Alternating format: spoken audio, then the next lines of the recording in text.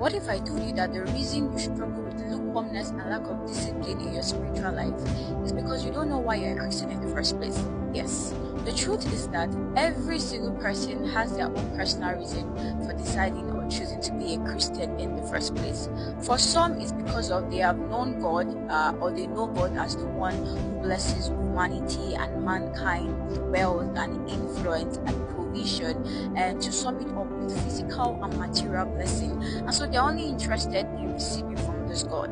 But for some, it's because of they have seen the blessing and the grace that God has shown humanity and mankind despite their evil and despite their wickedness, and so they have grown that desire and that hunger to actually know Him personally and intimately, to serve Him and to eventually become like Him. I like to classify these two categories of people as believers and disciples. Believers are people that merely believe that God exists and that God sent His Son to die for their sins, and they genuinely are grateful for that sacrifice. But then it stops there. There is no sense of duty, there is no sense of conviction, there is no desire, there is no hunger to actually be conformed to His image.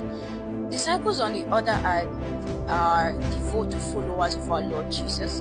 They are interested in being conformed to His image, in actually becoming like Him, in applying His principles, His teachings, and His examples in their lives, with the hope that one day they also will become like Him. Believers are in it for the reward, while disciples are in it for the service and the worship.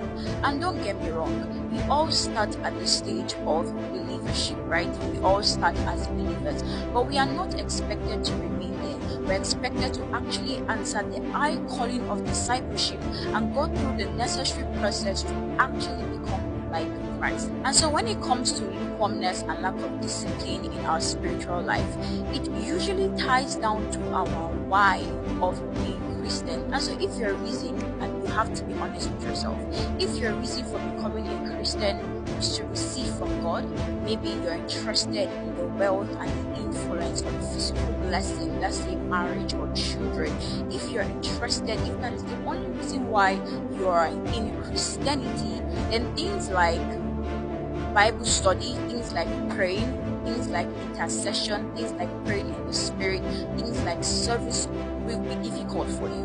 You will find Matthew chapter 6 verse 33 hard, because once again you are tying everything to God giving you something. And so when you don't receive what you ask, or when you don't